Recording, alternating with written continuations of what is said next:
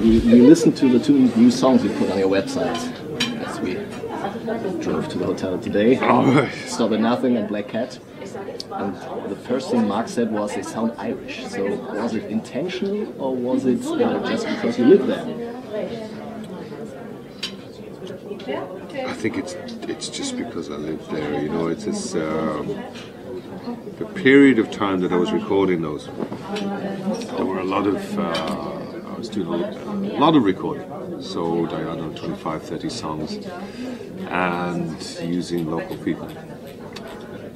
And experimenting with things like mandolins and banjos and God knows what. And it's kind of fun, and I'd forgotten I had them. In the old days, you would have just maybe thrown them in the bin, or I can't say I have the greatest passion for them as songs, but I wrote them, so you know, it's kind of nice to give them to people. Yeah. And that's the new concept, or not so new concept. I'm interested. I've been, you know, we're all of us wondering what exactly is the future going to be like. You know, the music is. How are we going to start? How are we going to remain professional? If your oeuvre is built on live performance, then it's kind of obvious. You can still do that because the one thing that can't be counterfeited in the digital age is the presence of the artist. Yet. The rest of the time, what are we to do? We don't know. Yeah. But I like the idea of putting, or asking fans to put together the album. Any color you like is a great example, I think. That was kind of interesting. I'm not the biggest computer enthusiast in the world, but you know, it's become important. You have to go in there, and I see the difference it makes to people when sometimes I'm on the Facebook site, and I have conversations with people, 5 different people in Ecuador, Argentina, Spain, Italy, and Germany. You know, and I'm like, wow, and they say, oh, there's Kami, that's the you know, what is he? He's an Iranian airline pilot that lives in Germany. So he spends a lot of time in his hotel room and he's bored, you know, and if he spots me, he's like, hi, how you doing? I say, okay, how's your back? You know, it's really, really curious. It's a shrinking world. For the rest of it, what do we do? I don't know. It doesn't shrink your creativity in a way if you can't decide which song you put on an album? Yeah. The whole idea of the album is under threat. Okay. I say at the moment. The people that make music like to think in those terms. Something, but unless you actually have a dark side of the moon or something, from which it would be very difficult to take something. You know, really the whole thing works together. Not too many of us attempt to do that kind of thing. The way people consume music has changed.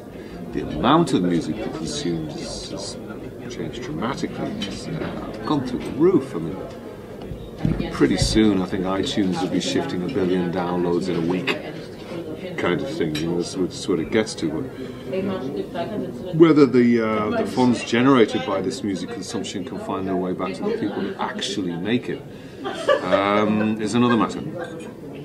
This is a very different story for the person who writes it, the person that performs it, the people that play on it. And there's the point, you know, the people that actually play on it, the musicians themselves that don't write, that's hard.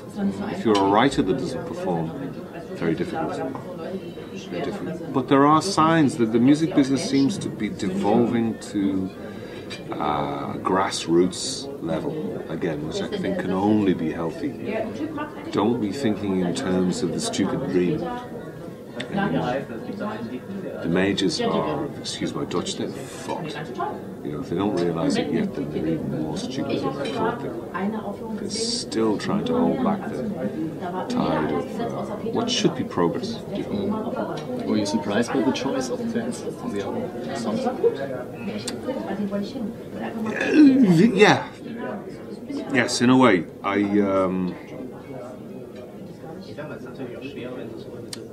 A lot of my favourites didn't make it. But then I had a look at what they chose, and I realised that actually they'd chosen, they were very musical songs. They were not at all, they were songs, I would call them, you know. And they didn't really care which version, which was interesting. And they didn't always get a choice. You know, okay, so we were saying to them, choose what you would play to someone if they've never heard a black song. And they chose Water On. Snow, for instance. But they didn't, I don't think they'd heard the version that we were going to give them for that, at that point. So we were a bit naughty. Yeah, it was different. It's different. It still hasn't exactly set the world on fire. We're looking for ways to disseminate this now. It's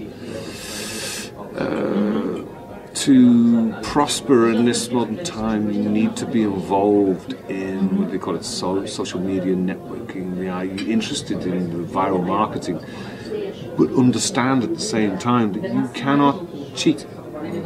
Rick Rubin in the States, first thing he did was set up a department of viral marketing, missing the point entirely.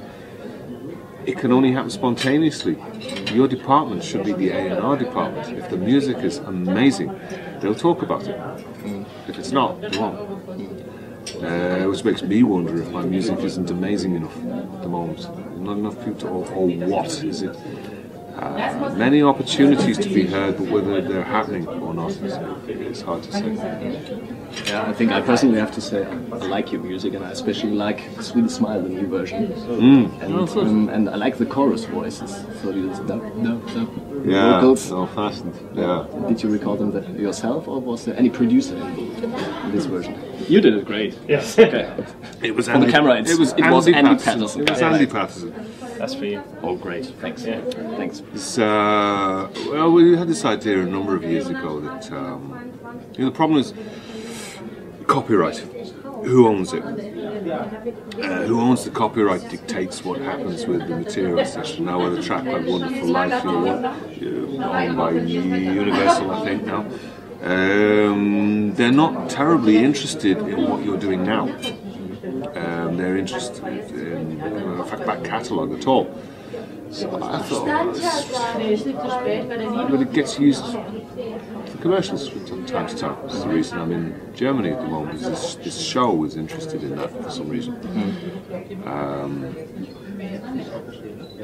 So if I made my version, which I have the legal right to do, and someone came along, then they'd pay me, they'd pay the publisher, but they don't have to pay the record company, because that's also me, but I could waive that fee. So, maybe that saves them €30,000. And we found that people were interested in it until Universal found out about it, and they have blocked usage of my version a couple of times with threats to, they were so uninterested in doing anything with it. So these are the amazing primitive times, you call it primitive times, I guess, 2 years ago. Yeah. So it's still primitive, or has something changed for a better situation for musicians? Not yet, I'd say. Very, very hard. In a way, be careful what I say. Someone like me, it can be quite good, because there are lots and lots of really good people that aren't working.